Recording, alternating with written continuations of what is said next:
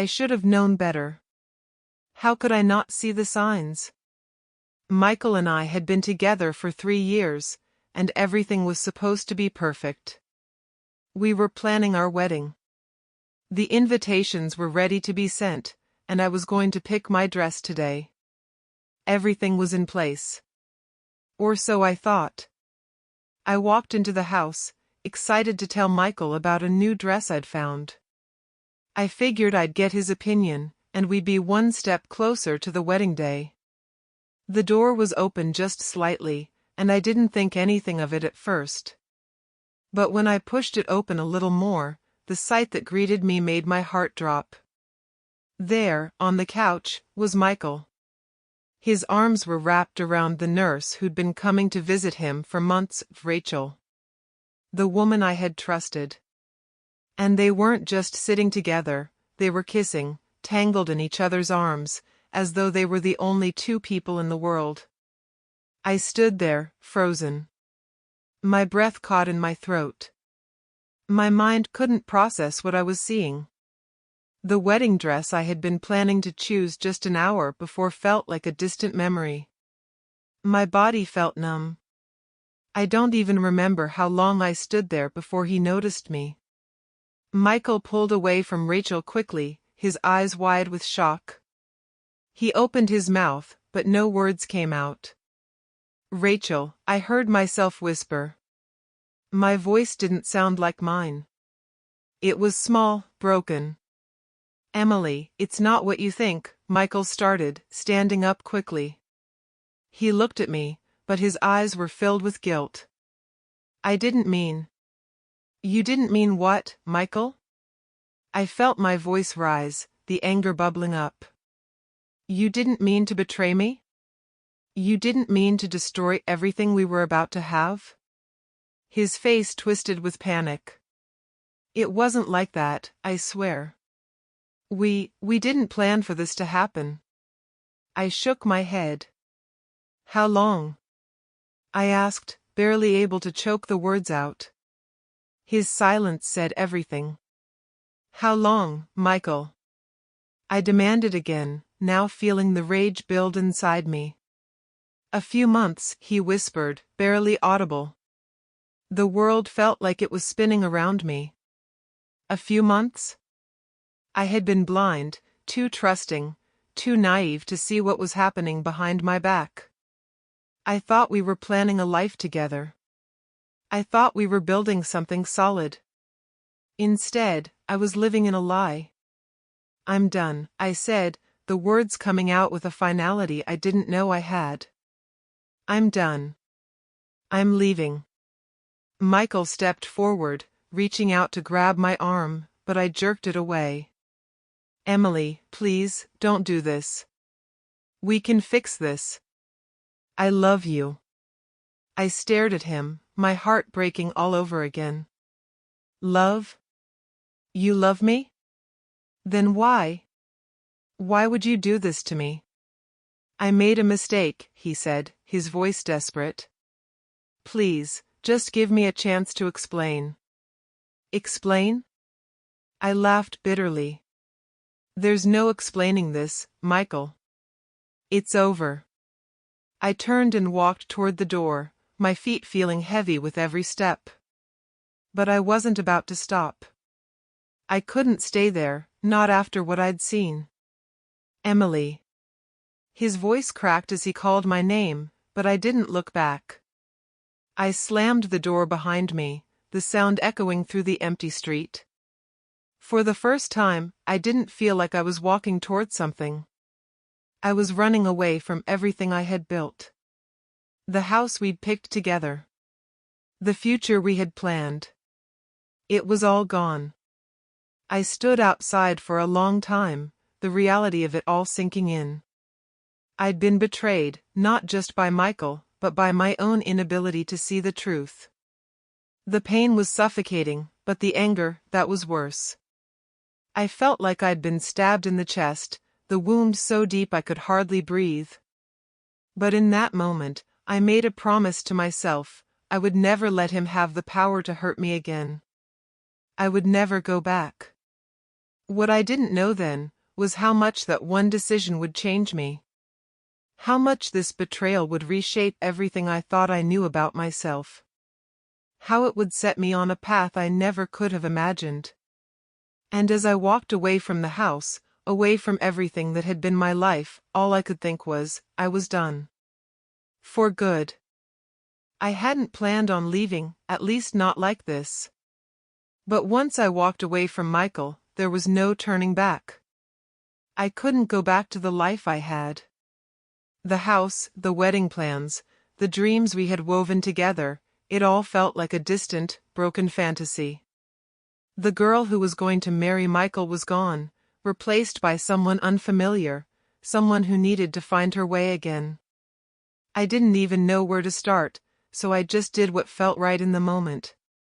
I packed a few bags and left the city. The bustling streets, the constant reminders of what I'd lost, it was suffocating. I needed a change, a fresh start. I ended up in a small town about 2 hours away. Quiet. Peaceful. No one knew me here, and for the first time in months, I could breathe without feeling like I was drowning in the memory of betrayal. I rented a tiny apartment in an old building, one with creaky floors and a view of a small park. It wasn't much, but it was mine. The simplicity of it was comforting. The walls weren't filled with pictures of Michael and me. There was no scent of his cologne lingering in the air. I could just be. The first few days were hard, though. It wasn't easy waking up alone in a place that felt both foreign and safe. I missed the comfort of routine, the quiet hum of daily life I had with Michael. I missed the idea of having someone there, someone I could count on. But I had to remind myself why I was here. I couldn't afford to miss him. I couldn't afford to go back to the girl I was before. I started working at a small cafe in the town center. It wasn't glamorous, but it kept me busy. The owner, Margie, was an older woman with a kind smile and a no-nonsense attitude. She didn't ask questions, didn't pry into my past. She just offered me a job, and that was all I needed. The days were long, but the work helped me forget, if only for a while. One morning, as I was wiping down the counter, a regular came in. His name was Jake. He was the kind of guy who had a friendly smile but kept to himself. He came in every day, ordered the same thing, a black coffee, and sat in the same corner by the window. We didn't talk much, just exchanged pleasantries here and there. But that day, as I brought his coffee to him, he looked up at me. "You okay?" he asked, his voice soft but direct. I blinked, caught off guard by the question. "What do you mean?" I asked, trying to keep my voice steady. "You just don't seem like yourself," he said. "You're usually smiling, joking around with the regulars. Today, though," he trailed off, studying my face like he could see through the walls I'd built up. I swallowed hard. The truth was, I wasn't okay. I wasn't sure I would ever be okay. But I wasn't going to tell him that. Not here, not now. "I'm fine," I lied. "Just tired." Jake didn't push. Instead, he nodded and took a sip of his coffee, his gaze never leaving me. There was something kind about him, something understanding. Maybe it was just the quietness in his eyes. But for the first time in a while, I felt like someone saw me. Not as the woman who'd been betrayed, but as just me. Over the next few weeks, I started talking to Jake more. We had lunch together a couple of times, shared stories about our lives, nothing too deep, nothing too personal. I wasn't ready for that. But it felt nice to have someone to talk to. It felt like I was regaining a little piece of myself. Slowly, I was learning to live without Michael, learning to live for me. But the more I tried to push him out of my thoughts, the more they kept coming back. I couldn't ignore the hole in my chest, the ache that seemed to grow with every day. The anger was still there, too. I couldn't let it go, not yet. But at least, for now, I wasn't the broken woman who had walked out of the house all those days ago. I was becoming someone new. Someone stronger. I wasn't expecting to hear from him. But then, one afternoon, it came. A letter. I had just returned from the cafe, tired but oddly content with the quiet of my small apartment. I was sorting through the mail when I saw it, an envelope with Michael's handwriting on it. I froze for a moment, the world around me blurring. My heart hammered in my chest as I turned it over, staring at the name on the front. I hadn't heard from him since I walked out of the house. It had been weeks, and I hadn't wanted to think about him, hadn't wanted to even consider what he might be feeling. I sat down slowly on the couch, holding the letter in my trembling hands. For a long time, I just stared at it. My fingers itched to rip it open, to see what he had to say. But I didn't. Instead, I set it down on the coffee table and closed my eyes. I wasn't sure what I was afraid of. The letter itself didn't hold power over me, not anymore. What I feared was what it represented. His words. His apology. The reminder that I wasn't done yet. That he still had some hold on me. But eventually, curiosity won out. I tore the envelope open and unfolded the letter inside. Emily, I know you're angry. I understand why. What I did was unforgivable, and I can't take back the hurt I caused. But I need you to know, from the bottom of my heart, that I am sorry. I made a mistake, and I'll spend the rest of my life trying to make it right. Please, Emily, don't shut me out forever. You're the love of my life, and I can't imagine a future without you. Please, let's talk. Yours, Michael. I read it again, this time slower, absorbing every word. His words. My chest tightened, and for a moment I felt a familiar ache. He sounded sincere. He sounded broken.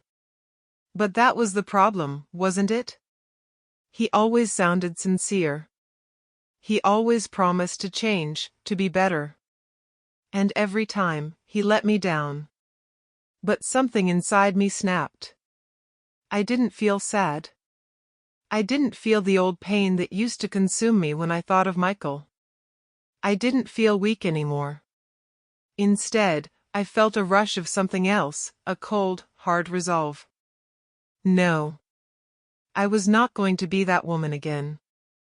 I was not going to forgive him. Not this time. I knew what I needed to do. I wasn't going to fall for the same lies. I wasn't going to give him the satisfaction of seeing me weak, of seeing me hope that he would change.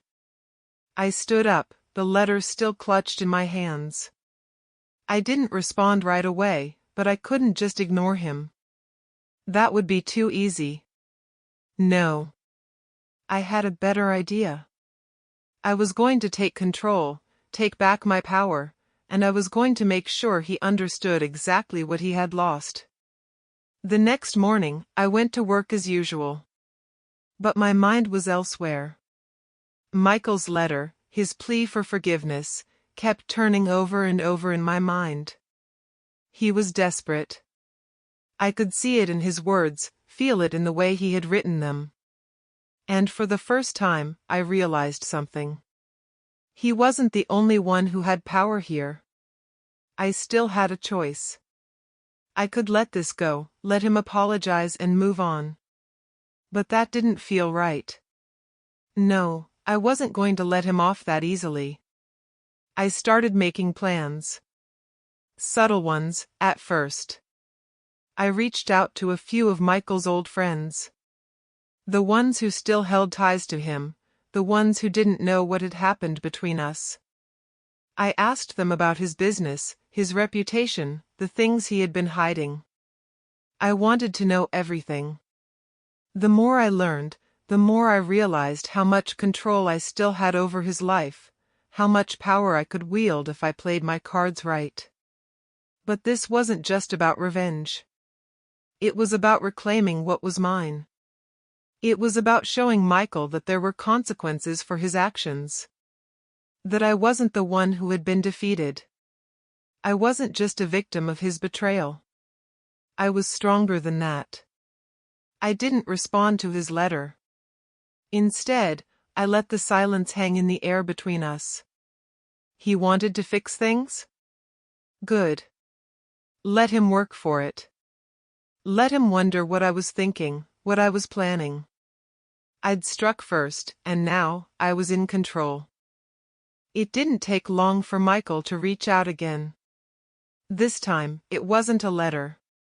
No, he knew better than to try that again. Instead, I got a call. I let it ring 3 times before I picked up. Emily, his voice cracked, desperate, like he hadn't slept in days. Please. Can we talk? I didn't answer right away. Instead, I leaned back in my chair, staring out the window. The sky was gray, and it reflected how I felt inside. I could hear the pain in his voice, but it didn't matter. I was past that. I don't think there's anything left to talk about, Michael, I finally said, my voice colder than I intended. Please, he begged again. I need to explain. I need you to understand. I messed up, okay? But I love you. I'm sorry. I've been miserable without you. His words were nothing new. He'd said it all before, just with different variations. I could already feel the anger bubbling up, the memory of his betrayal rising to the surface. My grip tightened around the phone, but I forced myself to remain calm. I was in control now. Michael, you had your chance. You don't get to just keep coming back when you're ready. You don't get to mess up and then expect me to fix it for you, I said, trying to keep the emotion out of my voice. Please, he said again, his voice breaking. You're the only one I've ever really loved. I can't lose you. I almost laughed. How many times had I heard him say that? How many times had he promised he was done making mistakes? I'd believed him every single time. Until now. Now, I could only see him for who he really was, a man who only thought of himself. You don't get to say that, I said, my tone flat, unwavering.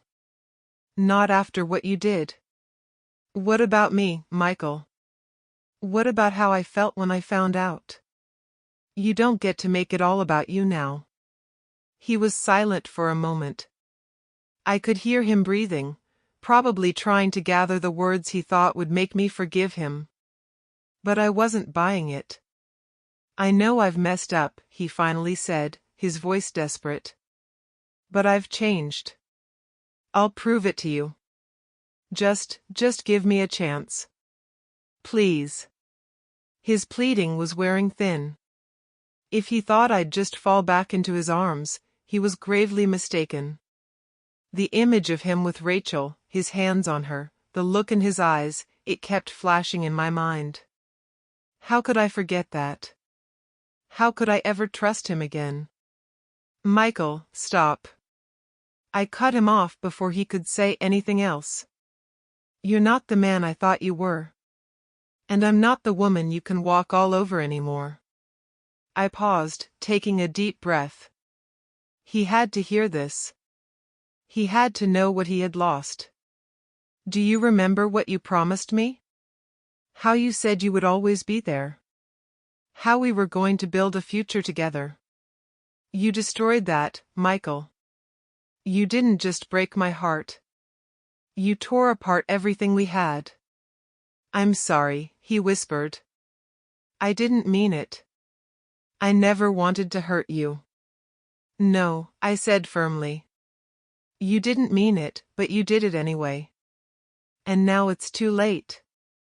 I'm done. I could hear the ragged edge in his breathing.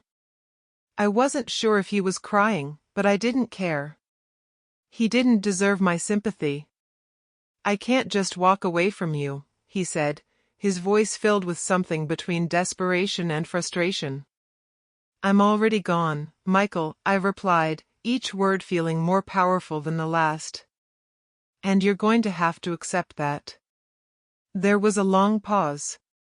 I could almost hear his mind racing, trying to figure out how to fix everything, how to win me back. But I wasn't interested in his solutions anymore. The man I had loved no longer existed. I don't know what to say, he finally muttered. I don't know how to fix this. I closed my eyes, pressing my palm to my forehead as a wave of exhaustion washed over me. You can't fix it. You broke me, Michael. And I don't think I can ever go back. His silence said it all. The man who had once been my everything was now just a distant memory, a shadow of the person I had trusted. I'm sorry, Emily, he whispered one last time. I know you are, I said, swallowing the lump in my throat. But sorry doesn't fix this. Goodbye, Michael. I hung up the phone without another word. The silence that followed felt heavier than anything I had ever known. But I wasn't sad. I wasn't broken anymore. I was done. The silence that followed Michael's final plea lasted for days, but it wasn't peaceful. It was filled with anger, confusion, and an insistent sense of powerlessness. I tried to ignore the nagging feeling that told me I should feel bad, that maybe, just maybe, I was being too harsh. But every time that thought crept in, I remembered why I had left, why I couldn't let him get away with it. Michael didn't get to decide how I healed. He didn't get to decide when I was ready to forgive him. This was my life, and I was in control now. And what I wanted more than anything? Justice. Not the kind of justice where I forgave him, where we talked it out like it was some small mistake. No, I wanted a justice that left him hurting like I had. He needed to see what it felt like to lose everything. I spent the next week digging into Michael's life, digging into the cracks I'd never noticed before. It was strange, really. I thought I knew everything about him, about his work, his friends, his family. But once I started looking closely, I realized how much I had missed. His business, his reputation, even his so-called loyal friends, they all had skeletons in their closets. And the best part? I was about to find a way to make those skeletons work for me. I started with the business. Michael had always bragged about his success, how his company was growing, how he was set for life. I had never been that interested in the details, but now, I needed to know everything. So, I did some digging. I made a few calls, found out some things I wasn't supposed to know. Apparently, his perfect business wasn't so perfect after all. It was a house of cards, with shady deals and debts he'd never told me about. The kind of information that, if exposed, could destroy everything he had worked for. I smiled, knowing this was just the beginning. Next, I reached out to people from his past. I knew a few of his old friends, people he hadn't spoken to in years. I wasn't trying to make new friends, but I wasn't exactly looking for enemies either. I just needed the right leverage. I started small. A few harmless conversations. A couple of questions here and there. And, before long, I had the details I needed. Michael had wronged a lot of people over the years, people who were still bitter, still angry, still waiting for their moment to strike back. One of them, a former business partner named Ben, had a score to settle with Michael.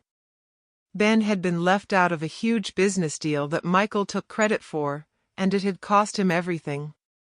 He hadn't forgotten. And I wasn't about to let him forgive. I made sure we met one afternoon, at a cafe just outside of town. I told him about Michael's mistakes, how he had lied, cheated, and taken credit for Ben's hard work. He was angry, bitter, and more than willing to help me take Michael down. I kept the conversations casual. I didn't need to make any overt threats. I didn't need to rush things. I was letting the pieces fall into place, one by one. The more I spoke to people, the more I realized how many had been hurt by Michael's arrogance.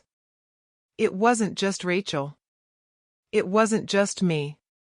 He had burned a lot of bridges, and I was going to make sure he paid for every single one of them. But it wasn't just about destroying his business.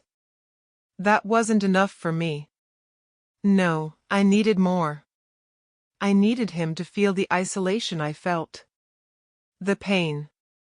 The humiliation. And so, I turned to Rachel. I knew that, despite everything, Michael still had feelings for her. He'd tried to explain it all to me, tried to make it sound like she was just a mistake, but I knew better. She had been a part of his life for months, long enough to make me realize that I had never truly known the man I'd loved. I contacted Rachel through an anonymous message. She responded within hours, curious, maybe even a little hopeful. I told her about Michael's lies. I told her how he had used her to replace me, how he'd played them both. I told her everything. The things I knew. The things she didn't. I wasn't trying to destroy her, not really. I just needed her to see Michael for who he really was. And if it hurt her to find out the truth, then so be it. The more I kept peeling back the layers of his life, the more I realized how deep the betrayal ran. It wasn't just one affair. It was everything. Every lie. Every betrayal. I wanted her to feel the same anger I had felt. I wanted her to understand that she wasn't the only one Michael had used. I was building something now. Not just revenge, but power. Control. The more I learned, the more I realized I didn't need Michael in my life to feel whole. I didn't need to beg him for forgiveness. I didn't need to hope he would change. I had everything I needed right here. The people who had been hurt by Michael? They were my army now. They were the ones who would help me take him down. And when he finally realized what was happening, when he understood that he had lost everything, his business, his reputation, his friends, his love, that's when I would let him feel the weight of what he had done. But for now, I was patient. I waited. I let the pieces fall where they would. Because in the end, Michael wasn't going to be the one who controlled this story. I was. I knew it was time. I had been patient, calculated, watching as Michael's world began to tilt. Slowly but surely, the cracks in his life were starting to show. His business deals were getting messier, his once loyal circle of friends now growing more distant. But none of that was enough. Not yet. I wanted him to feel the weight of his actions, the consequences of betraying me. I wanted to strike, to make him realize just how badly he had screwed up. It was the perfect moment. I had gathered everything I needed, his secrets, his lies, the people he had wronged, and now, it was time for him to face it all. But I wasn't going to make it easy for him. I wasn't going to confront him directly. Not yet. I had something more effective planned. I invited him to dinner.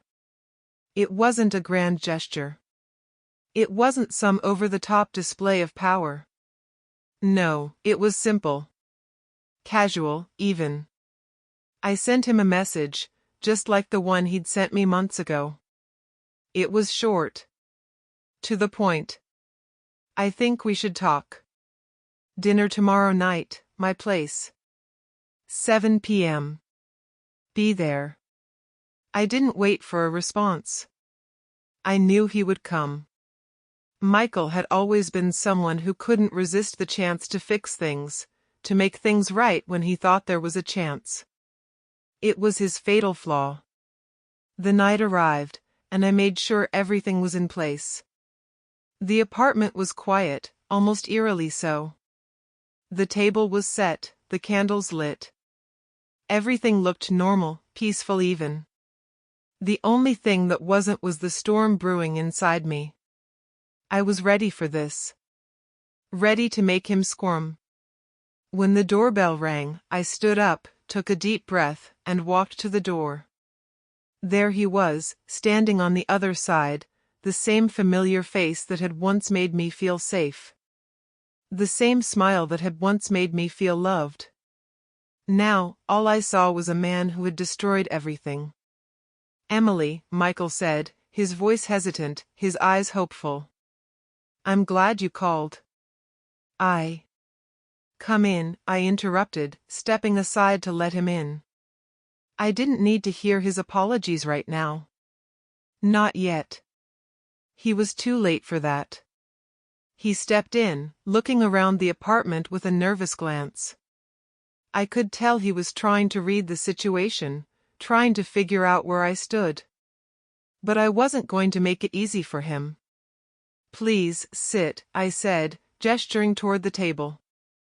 "I've been meaning to talk to you." Michael sat down slowly, his eyes on me. "I know I've messed up, Emily. But I'm here now. I want to fix this. We can fix this. Please, just let me explain." I sat down across from him, cutting him off with a raised hand. "Michael," I said softly, but my tone was hard. "I'm done with explanations." He blinked, confusion flickering across his face. "What do you mean?" "I've been waiting for this. For you to." "No," I interrupted again. "I don't need any more of your lies, Michael. I don't need you to fix anything. You already destroyed everything, and now it's time for you to see what that cost." I leaned forward slightly, locking eyes with him. The calmness in my voice was only a mask. Inside, I was trembling with anticipation. This was it. The moment I had been waiting for. The moment he would finally understand the consequences of what he had done. "Do you know what you've lost, Michael?" I asked quietly. "Do you know the price of your betrayal? Your lies? Your arrogance?" He opened his mouth, but no words came out. I could see the realization creeping into his eyes, but he was too proud, too desperate to fully grasp what was happening. "I've had plenty of time to think about everything you did," I continued, my voice steady. "And I want you to know this, I'm not the same person you left behind. I'm stronger. I'm smarter. And most importantly, I'm done." He looked at me, a flicker of hope still in his eyes. "Emily, I've learned a lot, Michael," I said, cutting him off once more. "I learned that I don't need you. I learned that I don't need any of your promises, any of your apologies. Because in the end, they mean nothing." I stood up, walking toward the side table where I had placed a folder. The folder containing everything, his hidden business dealings, the people he had used and betrayed, the lies he had spun to make himself look good. I handed it to him, watching as his fingers trembled slightly when he took it. "Take a look," I said. "It's everything. The truth. The truth about who you really are, Michael." He opened the folder, his eyes scanning the papers, his face slowly draining of color as he realized what I had done. This is impossible," he whispered, his voice shaking. You can't do this." "Oh, I can," I said, my voice cold.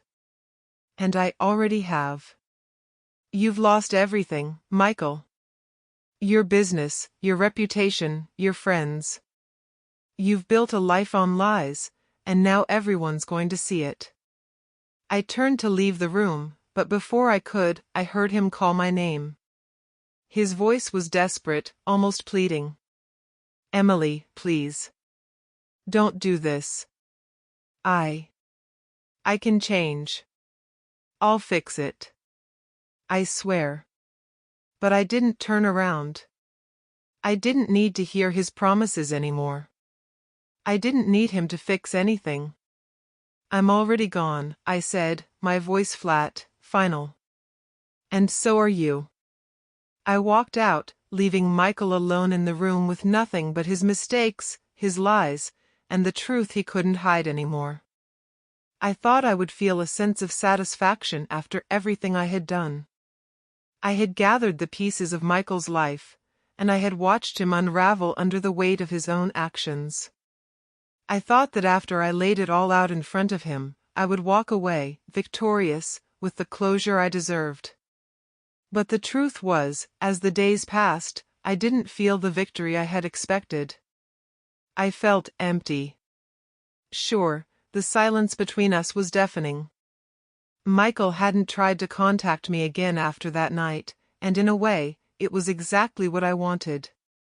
He had seen the consequences of his betrayal, the collapse of everything he had built. But in that silence, I found myself questioning something. Had I taken it too far? Was I too harsh? I shook the thoughts away quickly. No. I had done what needed to be done.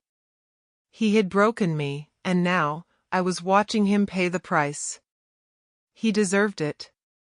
But then, the unexpected happened. A few days after I left him with the folder full of his secrets, Michael's world started to crumble in ways I hadn't predicted. I wasn't involved anymore. I wasn't even trying to make it worse.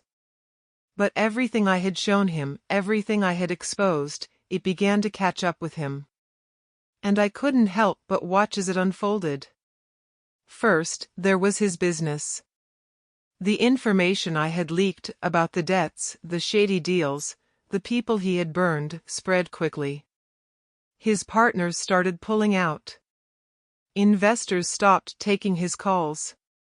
People who once praised him as a business genius were now distancing themselves from him like he had the plague.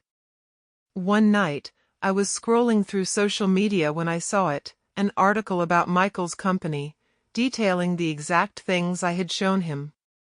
It was all public now. The cracks in his empire were wide open, and people were taking notice. The headline read, "Local business tycoons' shady dealings exposed, investors flee amid scandal." I didn't feel joy in reading that. Instead, there was a strange sense of satisfaction, almost like I was watching someone who had once been untouchable lose everything they thought they controlled. The next day, the calls started. I wasn't answering them, but I knew who they were from. They were from the people I had talked to, the ones who were close to Michael, his former friends, his colleagues, the people who once admired him. Now, they were turning their backs on him. I could feel the distance between us growing wider, even though he was the one who had chosen to step away. It was about a week after everything started to fall apart that I ran into one of Michael's former colleagues, Liam, in town. He was a guy who used to tag along with Michael, always there in the background, nodding along to whatever Michael said. We had never spoken much before, but now, as I passed him on the street, he stopped me. "Emily," he said, his voice unsure, almost hesitant. I just wanted to say I'm sorry. For everything." I frowned, not expecting this. "Sorry for what?" I asked, genuinely confused. Liam shifted uncomfortably. "For what Michael did. For how he treated you." He looked down at the ground, almost as if ashamed. I didn't know. None of us knew. I wasn't sure what to say. It wasn't like I wanted sympathy. I didn't need his apology. But it felt strange, hearing someone else acknowledge what had happened. That maybe Michael's lies hadn't just hurt me. They had hurt a lot of people. I guess no one really knows the truth until it's too late, I said, trying to brush it off. But my heart wasn't in it. Liam nodded, his eyes glancing toward the ground again. We all looked up to him. But now, I don't know. I don't think any of us will be going back to him after this. I didn't say anything else, but as I walked away, I couldn't help but think about what Liam had said. I don't think any of us will be going back to him. For the first time, I realized how far-reaching Michael's betrayal had been. It wasn't just me who had been hurt. It was everyone who had ever trusted him. His lies, his manipulation, had affected more than just our relationship. They had affected his entire world. And then, I saw the first sign of regret in Michael. It was subtle at first, just a flicker of panic in his eyes when he saw me from across the street one morning. He didn't approach me. He didn't even try to call out my name. But I saw it. I saw the realization in his expression. The regret was real now, even if it was too late. As the days went on, his downfall continued. His business was in ruins. The people who once supported him now stood in opposition. But it wasn't just his business that was suffering. His personal life was falling apart too. The people who had been in his inner circle, his closest friends, his confidants, started pulling away. I couldn't help but feel a strange satisfaction at the sight. For once, I wasn't the one who had to deal with the fallout. He was. I couldn't ignore the growing ache inside of me, though. It wasn't just anger anymore. It was sadness. He had been a part of my life for so long, and now watching him spiral out of control, I couldn't help but wonder if this was truly the end of him. I had wanted him to suffer, yes. But now that it was happening, I felt a twinge of guilt I couldn't shake off. Maybe he was paying for his mistakes. But in the end, I realized something else. The only person I had to worry about was me. I wasn't looking for redemption for him anymore. I was focused on my own future. But I couldn't ignore the fact that Michael's regret, his downfall, had only just begun. And for the first time, I wasn't sure if I was ready for what was coming next. The days blurred together, each one feeling like a continuation of the last. Michael's world was still crumbling. The truth about his shady dealings had spread like wildfire, and his name had become synonymous with scandal. Investors were pulling out, former friends were avoiding him, and even his so-called loyal employees had begun to distance themselves. It was like watching a train wreck in slow motion. I could feel a sense of closure, a satisfaction in knowing that the consequences of his actions were finally catching up with him. But there was something else simmering underneath, something I hadn't expected to feel. Guilt. It wasn't the kind of guilt that made me regret anything. No, I was still certain that Michael deserved every ounce of what was happening to him. But as the weeks went by, I couldn't deny the small, gnawing feeling that I wasn't finished with him yet. I didn't want to feel like this, like I was still haunted by him, but I was. Every night, I found myself replaying the events of our relationship, the betrayals, the lies, everything that had led to this moment. And I realized something. I hadn't truly confronted him. Not really. I hadn't given him the closure he'd been begging for. I hated myself for even considering it, but I knew that if I didn't see him one last time, I would never be able to move on completely. I hadn't spoken to Michael in over a month, and I had no intention of giving him the satisfaction of seeing me weaken. But something about all this unfinished business was weighing on me. Maybe I just needed to face him, face the truth of what he had done, and let him know that I wasn't going to be the one who was left in the wreckage. So, when I got the message from him, another desperate plea, this time asking if we could meet. I almost didn't answer. But then, I did. I agreed to meet him at a small park on the edge of town. The one place we used to go when things were good. He suggested it, likely thinking it would be a nostalgic reminder of a happier time, a way to pull me back into the past.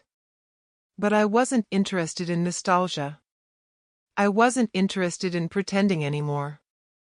I was done pretending that there was a chance for us, that things could go back to the way they were. I showed up 10 minutes early, sitting on a bench, my eyes scanning the path where he would walk toward me. When he arrived, I could already see the signs of stress and exhaustion on his face. He looked older, more haggard than I remembered. He had lost weight. His shoulders were slumped, and there was a sadness in his eyes that wasn't there before. Michael stopped a few feet away from me, hesitating, his eyes darting around as if looking for the right words. "Emily," he started, his voice cracking. "I didn't know if you'd come. I wasn't sure if you'd ever want to see me again." I didn't respond right away. I just stared at him, letting the silence hang between us. I could feel my heart racing, but it wasn't because I was still in love with him. It was because I was finally facing him, the man who had broken me, who had betrayed me in ways that I would never be able to forget. "You look different," I said finally, my voice colder than I intended. It's amazing how quickly someone can fall apart when they finally get what they deserve. Michael winced, but he didn't argue. "I've lost everything," he said quietly. "I get it, okay? I've lost everything that mattered to me. You were right. I never realized how much I took you for granted until it was too late." He paused, taking a deep breath. "I've never been more sorry for anything in my life. I know I hurt you. I know I destroyed everything. But Emily, I need you to understand. I'm not the same man. I can't fix what I did, but I'm asking you, please, don't walk away from me completely. I can't live with the idea that you hate me forever." I stood up then, walking a few steps closer to him. The words he was saying were the same ones he had said over and over. But this time, they didn't have the same power. This time, I wasn't swayed by the remorse in his voice. This time, I had control. "You don't get to make demands anymore, Michael," I said, my voice low and firm. "You don't get to come back into my life whenever you feel guilty. You had your chance. You had my love, my trust, and you threw it all away." He looked at me with pleading eyes, his face twisted in desperation. "Please. I know I ruined everything. But you can't just walk away from me. We were supposed to be forever, Emily.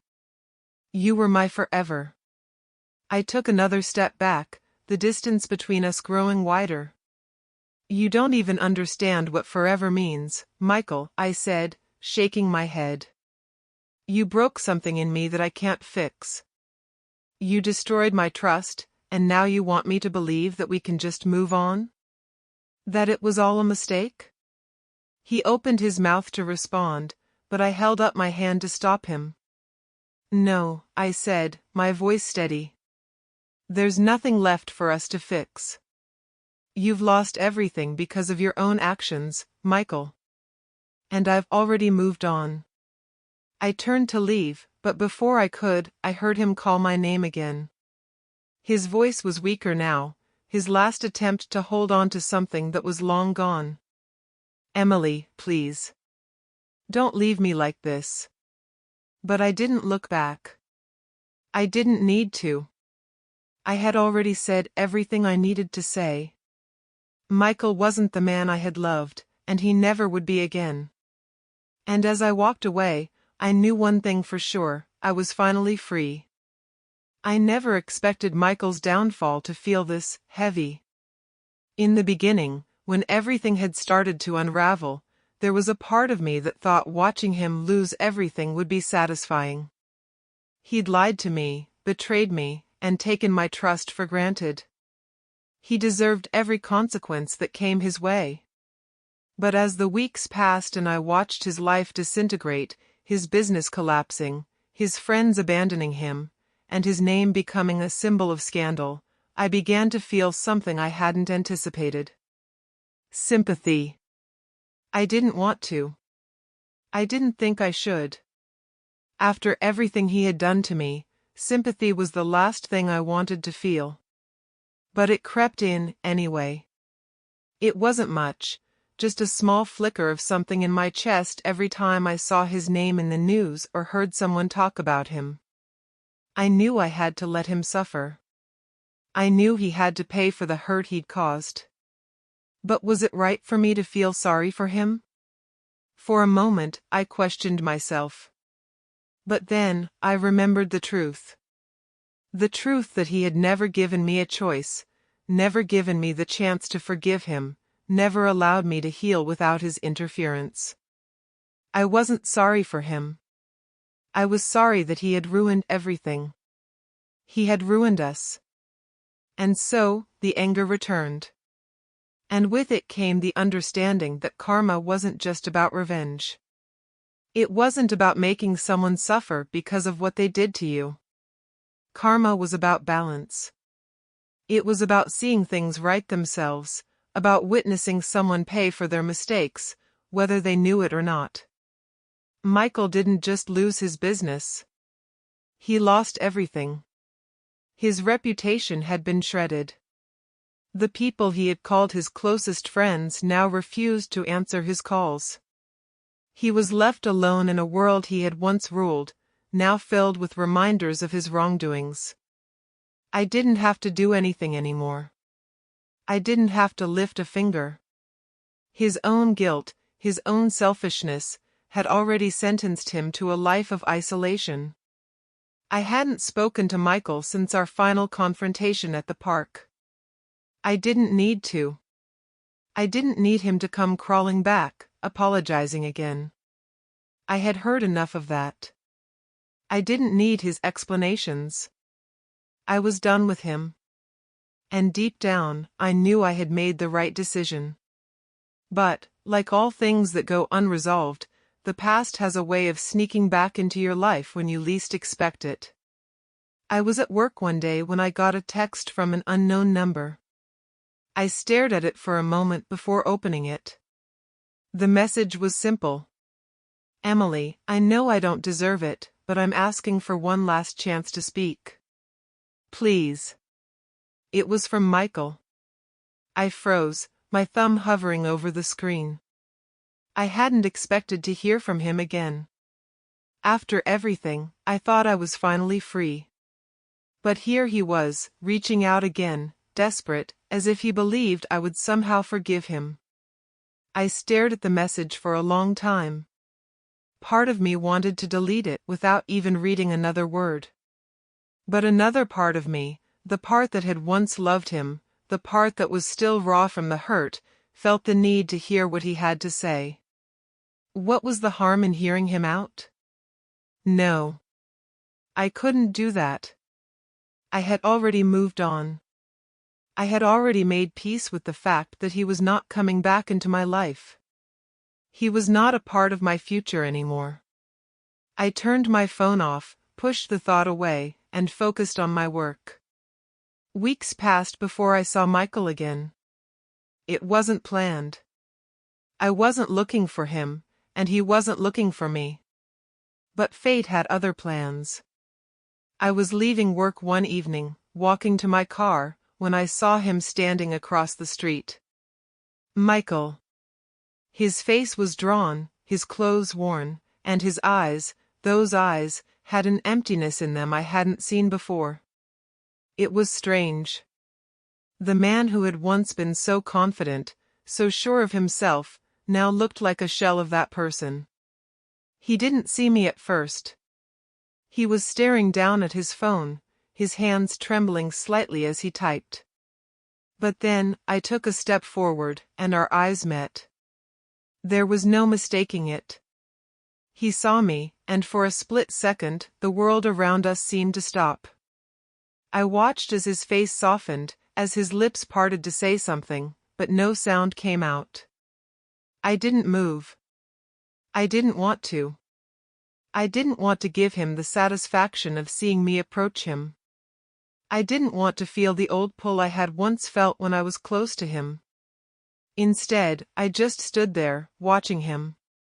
And that's when it happened. Michael took a step toward me. His eyes never left mine, his gaze full of something I couldn't quite place. Regret? Desperation? Emily, he whispered. I don't know what I'm doing anymore. I didn't say anything. I didn't need to. His voice cracked, and I could see the tears starting to form in his eyes. I never meant to hurt you. I know I've ruined everything. I don't expect you to forgive me. I just needed you to know how sorry I am. For a moment, I felt something stir inside me. It was the old feeling, the one that had always been there, even when I tried to shut it out. I wanted to go to him. I wanted to throw my arms around him and say it was okay, that I could forgive him, that we could try again. But I didn't. I couldn't. I took a deep breath and straightened my back. Michael, I said, my voice calm and steady. You had your chance. And you threw it away. He winced as if my words had physically struck him. But there was nothing I could do to undo what had already been done. I'm sorry, he whispered again. I turned and walked away, my steps echoing in the silence of the street. Michael's regret, his pain, it was his burden to bear now. And as I left him standing there, alone, I knew that karma had done its work. For once, it wasn't about revenge. It wasn't about anger or guilt. It was about my freedom. And for the first time in a long while, I felt at peace. It's strange, you know? How life has a way of changing you. It's not always something you notice right away. Sometimes, you don't realize you've transformed until you're standing in the middle of your own world, looking around and wondering how you got here. But that's exactly where I am now. The woman I was before, the one who loved blindly, who gave everything to someone who didn't deserve it, she's gone. That version of me, the one who believed in second chances, who wanted to fix everything, who let people walk all over her, she's a memory now. And I don't miss her. I've spent so much time focusing on Michael, focusing on what he did to me, that I forgot to focus on myself. I forgot to rebuild the one thing I could control, me. And now, I realize that the only person I need to answer to is myself. I don't think about Michael every day anymore. I don't worry about what happened in the past. I've accepted it, embraced it even, because I know it's a part of who I am. But I don't let it define me. I let it shape me. I'm stronger now, more resilient. I've learned that sometimes, walking away is the best thing you can do for yourself. The town I moved to feels like home now. The quiet mornings at the cafe, the friendly faces I've come to know, the routine I've built, all of it feels right. It's not the life I had imagined for myself, but it's the life I need. And I'm starting to love it. Jake, he's become a big part of my new life. We've spent more time together, sharing dinners, talking about everything and nothing. He doesn't push me to talk about the past, and I'm grateful for that. But there's something about him, something comforting. It's not love, not yet. But it's a warmth I haven't felt in a long time. It's a feeling of being seen and accepted for who I am now. Not for who I was, or who Michael wanted me to be. I've started doing things for myself again. Little things, like learning how to cook new recipes, taking long walks in the park, and spending afternoons reading books I've always wanted to read. I'm rediscovering the parts of me that had been buried under the weight of heartbreak.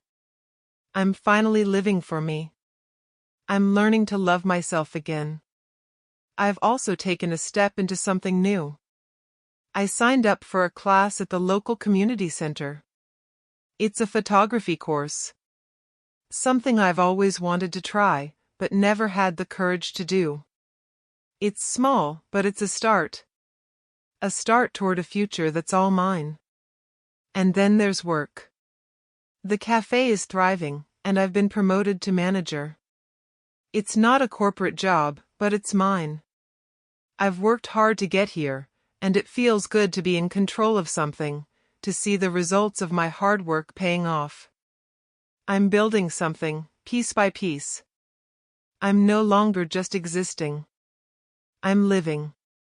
Sometimes, I still think about Michael. I wonder where he is, what he's doing. But those thoughts don't consume me anymore. They're just passing moments.